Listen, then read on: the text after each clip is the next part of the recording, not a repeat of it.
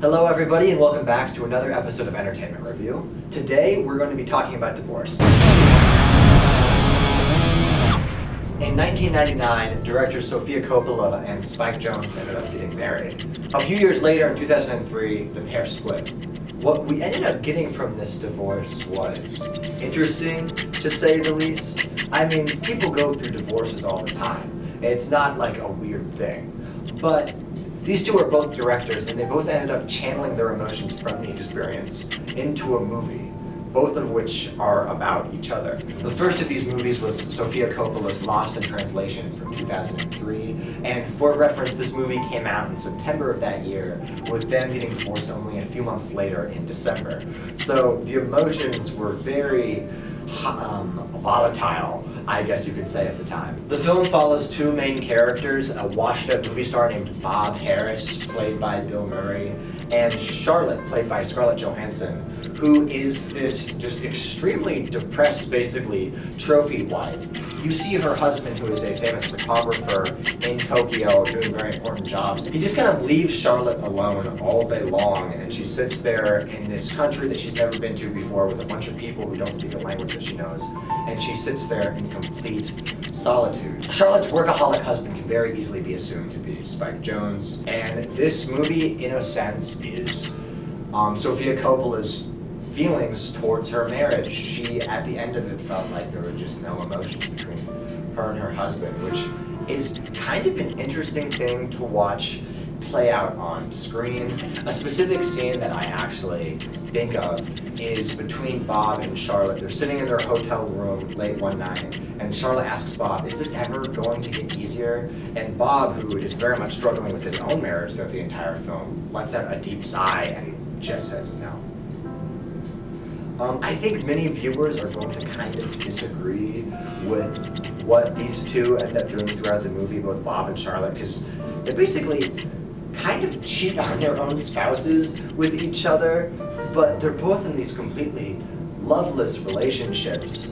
And there's something about these two kindred spirits running through the beautifully shot streets of Tokyo together. It's a gorgeous movie with kind of an interesting message. And while I don't think it's all completely morally correct, the whole, cheating on each other thing, there is very much, there's very much a bold statement to be said about relationships with the film and being with someone who you don't love.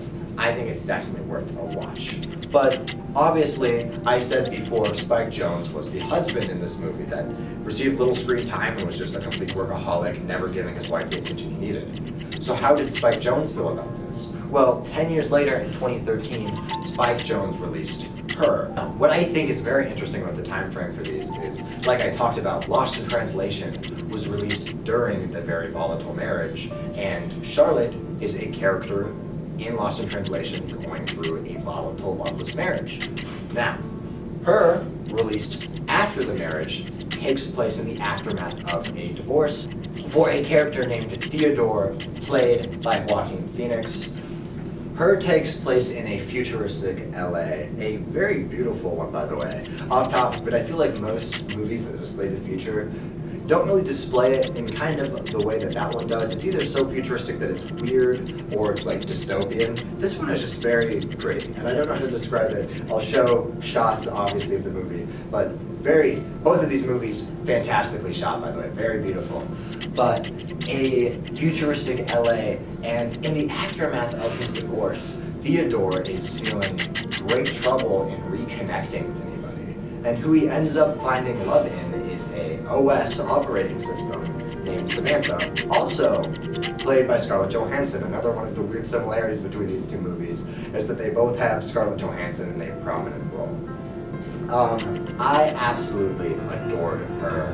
I thought it was super fantastic, very weird, but just so extremely heartfelt. Joaquin Phoenix and Scarlett Johansson give absolutely beautiful performances in this movie. I am just a super massive fan.